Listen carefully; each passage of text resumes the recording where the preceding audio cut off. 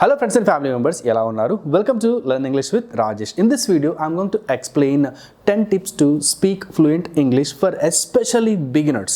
అంటే ఈ వీడియో ద్వారా నేను మీకు ఏం చెప్పబోతున్నానంటే 10 అద్భుతమైన టిప్స్ని ఇవ్వబోతున్నాను. ఆ టిప్స్ అన్నీ కూడా ఎవరికంటే బిగినర్స్తో పాటు ఎవరైతే ఇంగ్లీష్ లాంగ్వేజ్ని ఈ మధ్యన ఇంగ్లీష్ లాంగ్వేజ్ని నేర్చుకోవడం మొదలుపెట్టారో లేదా ఇంగ్లీష్ లాంగ్వేజ్ని ఆల్రెడీ నేర్చుకుంటూ ఉన్నారో అందరికీ కూడా చాలా ఉపయోగపడే టిప్స్ అనమాట.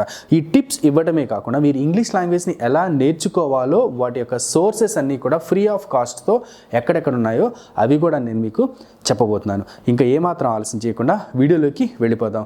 చిన్న రిక్వెస్ట్ అండి, వీడియోలోకి వెళ్ళే ముందు దయచేసి నా ఛానల్ సబ్స్క్రైబ్ చేసుకోండి. ఈ వీడియో కనుక మీకు నచ్చినట్లయితే దయచేసి మీ ఫ్రెండ్స్ అండ్ ఫ్యామిలీ మెంబర్స్కి ఈ వీడియోని మర్చిపోకుండా షేర్ చేయండి.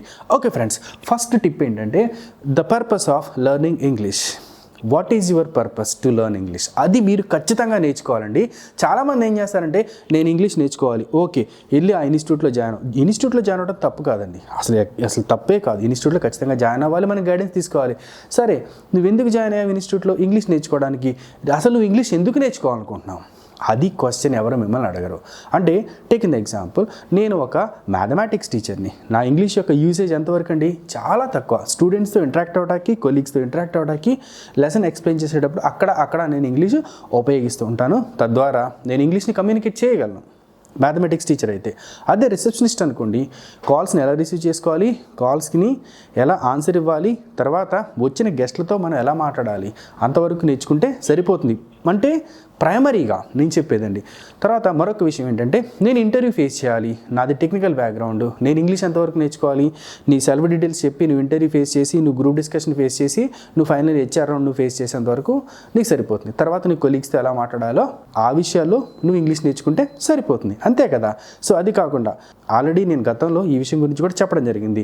బెంగళూరులో క్యాబ్ డ్రైవర్స్, ముంబైలో కానీ బెంగళూరులో కానీ మన క్యాబ్ డ్రైవర్స్ అన్నయ్యలో ఇంగ్లీష్ ఎరకొట్టేస్తారంట. ఎలా అంటే ఏం లేదండి, వాళ్ళు కస్టమర్ రాగానే ఒకే ఒక్క క్వశ్చన్ అడుగుతానమాట.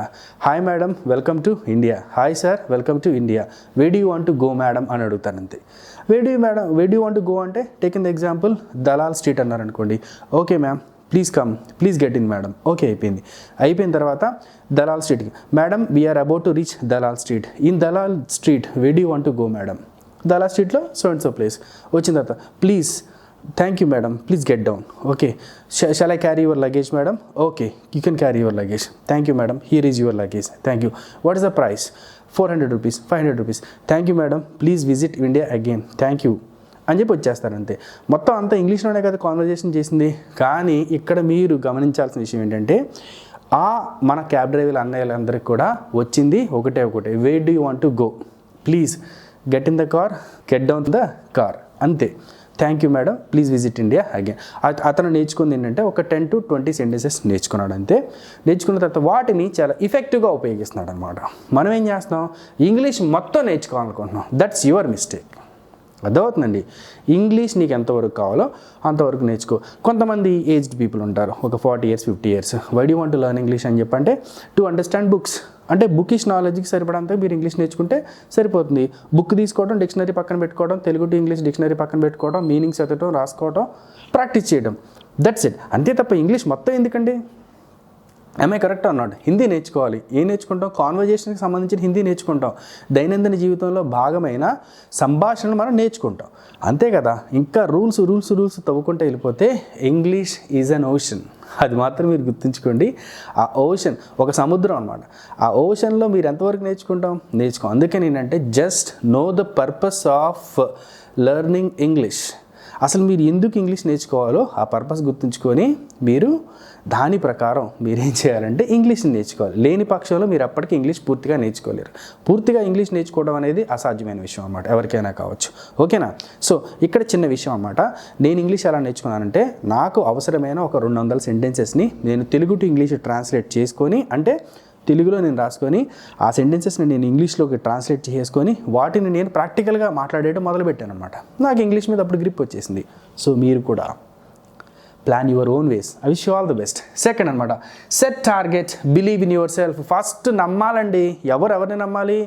నువ్వు మా సార్ నేర్పిస్తారు, మా ఫ్రెండ్ నేర్పిస్తారు, ఆ అమ్మాయి నేర్పిస్తుంది, ఈ అబ్బాయి నేర్పిస్తారు, జస్ట్ నమ్మాలన్నమాట, అంతే. ఏంటంటే believe in your self, set targets. అసలు ఒక్కళ్ళ మీద పొరపాటున కూడా నువ్వు డిపెండ్ అవ్వద్దు.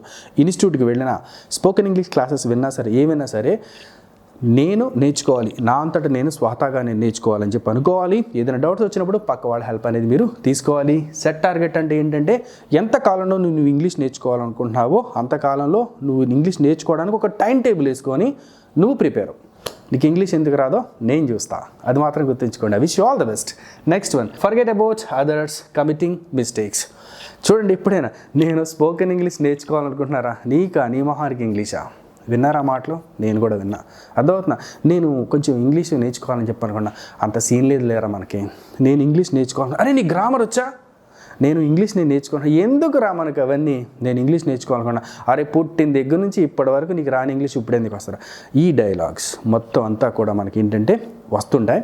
Forget about all the dialogues. ఓకేనా?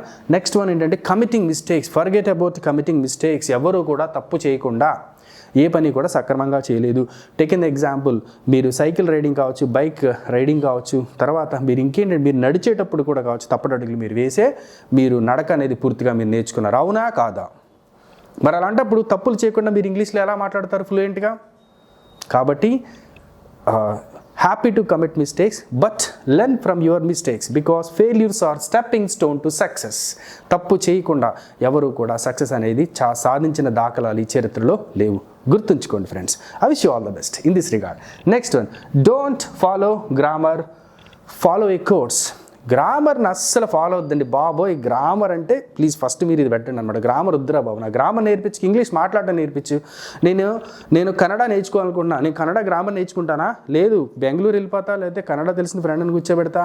ఇట్రారా అంటే ఏమనాలి, అట్రా వెళ్ళరా అంటే ఏమన్నా, నాకు ఆకలేస్తుంది అంటే ఏమనాలి, ఆ అమ్మాయి చాలా బాగుందంటాక ఏమనాలి, ఆ అబ్బాయి చాలా బాగున్నాడు అంటాక ఏమనాలి, లేకపోతే నేను ఈ విషయాన్ని నేను ఎక్స్ప్లెయిన్ చేయాలనుకుంటున్నాను అన్న విషయాన్ని కన్నడలో ఏమంటారని తెలుసుకొని మనం అది అలానే మాట్లాడేస్తాం కదా. అలాగే మీరు ఇంగ్లీష్ మాట్లాడండి అంతే. Follow rules, not grammar. అది మాత్రం మీరు గుర్తుంచుకోండి. గ్రామర్ స్పోకెన్ ఇంగ్లీష్ నేర్చుకుంటానంటే గ్రామర్ ఎవరైనా నేర్పుతానంటే కూడా నేర్చుకోవద్దు. మాకు ఇంగ్లీష్ నేర్పించండి, ఇంగ్లీష్ ప్రాక్టికల్గా ఎలా మాట్లాడాలో నేర్పించండి అని అడగండి. ఇంకొక విషయం ఏంటంటే ఒక కోర్స్ని మీరు ఫాలో అవ్వండి. ఒక కోర్స్ని మీరు ఖచ్చితంగా మీరు ఫాలో అవ్వాలి. ఏ కోర్స్ ఫాలో అవ్వాలో, ఎలా ఫాలో అవ్వాలో ఈ వీడియోని ఇలాగే చూస్తుండండి. కాసేపట్లో మీకు వెండి తెరపై కనిపిస్తుంది అనమాట. In this regard I wish you all the best. Next ఇంకొక విషయం ఏంటంటే బాగా మీరు ప్రాక్టీస్ చేయాల్సిన విషయం ఏంటి? ఏం ప్రాక్టీస్ చేయాలి ఇంగ్లీష్ నేర్చుకోవాలంటే? Listen, speak, read and right. ఈ నాలుగు స్తంభాలు లాంటివి. మీరు బాగా వినాలి, బాగా మాట్లాడాలి, బాగా చదవాలి, బాగా రాయాలి. ఓకే, కాకపోతే చదవడం రాయడం నాకు వద్దు సార్. ఓకే, విను, మాట్లాడు, విను. ఓకేనా?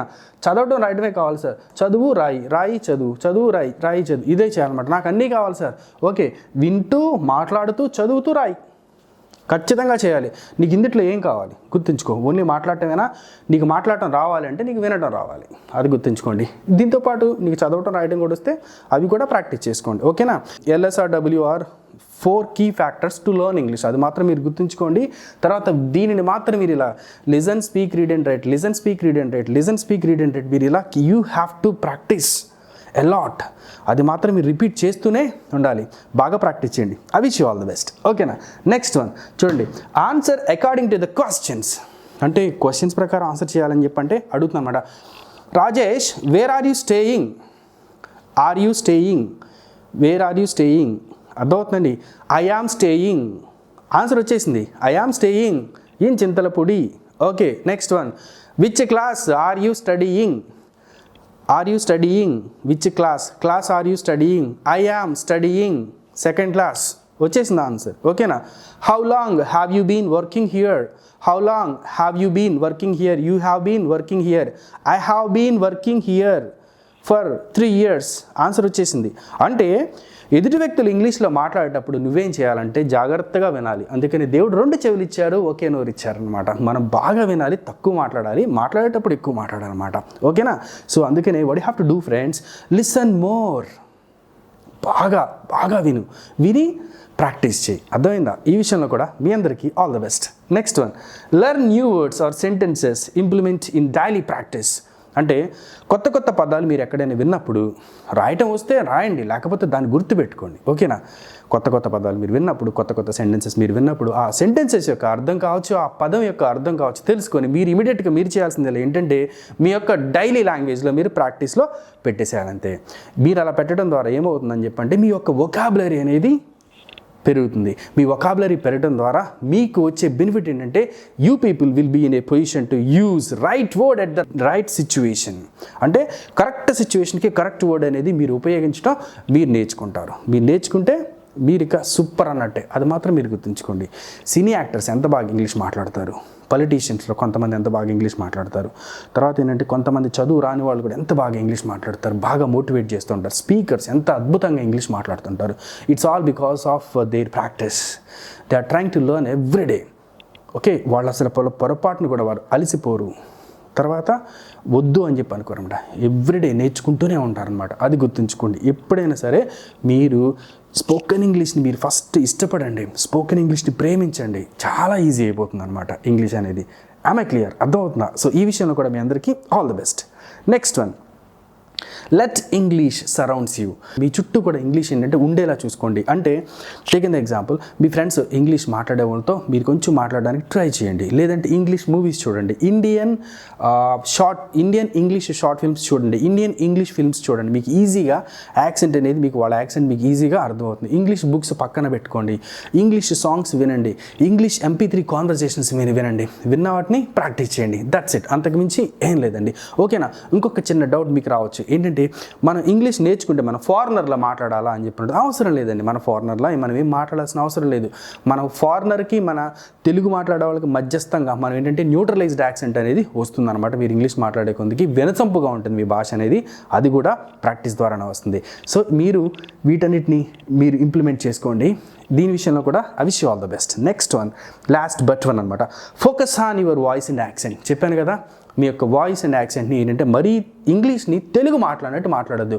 Are you coming, they are going, she is eating, అలా కాకుండా మీరేంటంటే కొంచెం ఫస్ట్లో మనకి అలా వచ్చినా forget about it. But and for అంటే లాస్ట్లో మనం ఒత్తుతాం అనమాట. మనం కొంచెం స్ట్రెస్ చేసి మనం పలుకుతూ ఉంటాం. అలా పలకటం తగ్గించండి. ఎవరికైనా స్టార్టింగ్ స్టేజ్లో అది మాత్రం కామన్. తర్వాత focus on your voice and accent. చాలా బాగా మాట్లాడడానికి ట్రై చేయండి. మీకు నచ్చిన స్పీకర్ యొక్క మాటలు ఎక్కువగా వినండి. యూట్యూబ్ ఛానల్స్ని బాగా ఫాలో అవ్వండి. By that practice well and try to see the improvement in your voice and accent అనమాట. సో ఈ విషయంలో కూడా మీ అందరికీ all the best. Last point, practice practice practice. Okay, ఎవరో వస్తారు ఏదో చేస్తారని చెప్పని ఎదురు చూసి మోసపోకుమా. నువ్వేం చేయాలి? ప్రాక్టీస్ చేసుకో. ఎవరితో ఎవరు ప్రాక్టీస్ చేయాలి? నాతో నేను ప్రాక్టీస్ చేసుకోవాలి. ఎలాగా? సీరియల్స్ చూస్తారా? నేను ఈ మధ్య సీరియల్స్ చూస్తాను అనమాట. మా వంటలక్క ఇలా అంటూ ఉంటుంది, కార్తీక్ బాబుకి నేను ఎక్కడున్నానో తెలిసిపోయిందా? మరి అలా తెలిస్తే శౌర్యకి హిమాకి నేనేం చెప్పాలి? వాళ్ళు వస్తే కార్తీక్ బాబు శౌర్యాని హిమాని తీసుకెళ్ళిపోతాడా? తీసుకెళ్లకుండా ఉండాలంటే నేనేం చేయాలి? మరి నా పరిస్థితి ఏంటి? నేను పెట్టుకున్న హోటల్ పరిస్థితి ఏంటి? ఇదంతా వంటలకు ఎవరితో మాట్లాడుతుందండి? Then she is not at all talking to others, she is talking to herself. అర్థమవుతుందా? అలాగే మీరు కూడా ఏం చేయాలి? By taking the inspiration of Vantalakka, what you have to do is not only Vantalakka అండి, ప్రతి సీరియల్లో కూడా ఏముంటుందంటే ఈ మోనోటాక్స్ ఎక్కువైపోయాయి అనమాట. మోనోటాక్స్ అదేంటి? నేను చేసిన పని వాళ్ళకి ఎలా తెలిసింది? వాళ్ళకి తెలియకూడదని చెప్పి అనుకున్నానే. పైగా అతనేంటి అలా వెళ్ళిపోతున్నాడు, నా మాటలు ఎవరు పట్టించుకోవట్లేదేంటి, కొంపతీసి ఈ విషయం తెలిసిపోయిందా అని మాట్లాడుకుంటూ ఉంటారు. అవునా కదా? Just practice that way in your English. When you are practising English, practice that way. Okay, if it is not possible to you, stand in front of the mirror and try to practice English dialogues. మీకు ఈజీగా వస్తుంది, అంతకు మించి ఏం లేదండి. ఏదైనా కావచ్చు, మనం ఎంత చెడు చూసినా చెడులో కొంచెం మంచి తీసుకోవచ్చు అని చెప్పనమాట. సో ఆ రకంగా మోనోటాక్స్ మీరు బాగా విపరీతంగా ప్రాక్టీస్ చేసుకోవాలి. ఈ విషయంలో ఎవరు హెల్ప్ చేస్తారు? ఎవరు హెల్ప్ చేయరు మిత్రమా. It's you. No one helps you, it's only you. నీకు నువ్వే హెల్ప్ చేసుకోవాలి తప్ప నేను బాగుపడతాను అని చెప్పంటే ఎవ్వరు కూడా హెల్ప్ చేయరనమాట. అది మాత్రం గుర్తుంచుకోండి. So you have to practice your self and you have to make your surroundings and surrounded by the English and you have to practice a lot with you. అది మాత్రం గుర్తుంచుకోండి. బాగా మీతో మీరే ప్రాక్టీస్ చేయండి, మీలో మీరే ప్రాక్టీస్ చేసుకోండి. తద్వారా మీరు ఇంగ్లీష్ ఎంతవరకు మాట్లాడాలో అంతవరకు మాట్లాడుతూ మీకు కావాల్సిన విధంగా కొన్ని టార్గెట్ని సెట్ చేసుకొని మీరు ఇటువంటి గ్రామర్ని మీరు గ్రామర్ని ఫాలో అవ్వకుండా గ్రామర్లో అంటే మన లాంగ్వేజ్లో సెట్ చేసుకున్న కొన్ని రూల్స్ని ఫాలో అవుతూ తప్పులు చేస్తూ ఆ తప్పుల నుంచి మీరు తెలుసుకుంటూ తర్వాత మీరు బాగా వింటూ మాట్లాడుతూ చదువుతూ రాస్తూ ఎదుటి వ్యక్తులు ఇంగ్లీష్లో అడిగిన క్వశ్చన్స్కి మీరు దానికి తగ్గట్టు ఆన్సర్స్ చెప్తూ కొత్త పదాలని వాక్యాలను మీరు నేర్చుకుంటూ వాటిని ఇంగ్లీష్లో మీరు డైలీ లాంగ్వేజ్లో మీరు అమలుపరుస్తూ తర్వాత ఇంగ్లీష్ని మీ చుట్టూతా ఉంచుకొని మీరు మీ యొక్క వాయిస్ అండ్ యాక్సెంట్ మీద మీరు ఫోకస్ చేసి మీరు బాగా ప్రాక్టీస్ చేసినట్లయితే you will be in a position to speak English in a good manner. Definitely you will become a fluent speaker. తర్వాత నేను చెప్తానన్న విషయం ఏంటంటే ఫాలో ఆ కోర్స్ అని చెప్పాను అనమాట. నేను ఆల్రెడీ 45 days ఇంగ్లీష్ కోర్సు చేయడం జరిగింది. అది కాక ఇంకొక వేరే స్పోకెన్ ఇంగ్లీష్ కోర్స్ కూడా చేయడం జరిగింది. ఇంగ్లీష్ ప్రాక్టీస్ వీడియోస్ అయితే బోల్డ్ చేయడం జరిగింది అనమాట. కానీ నా ఛానల్లో వందలాది వీడియోస్ ఉండటం వల్ల ఏ వీడియో ఎక్కడుందో తెలుసుకోవడం మీకు చాలా కష్టం అవుతుంది. అదే రకంగా మెటీరియల్ కూడా మీకు నేను కొన్ని 100,000 వెబ్ ఫామ్స్ మెటీరియల్ కూడా చేయడం జరిగింది. అదే కాకుండా యాంటోనిమ్స్ సినానిమ్స్ మెటీరియల్ కూడా చేయడం జరిగింది. అయితే వీటన్నిటినీ కూడా నేను యూట్యూబ్లో మళ్ళీ పెట్టడానికైతే అసాధ్యంగా ఉంటుంది. తర్వాత వన్ మోర్ థింగ్ ఏంటంటే ప్లేలిస్ట్ లింక్స్ కూడా ఈ మధ్య డిస్క్రిప్షన్లో ఇస్తుంటే పని చేయటం లేదు.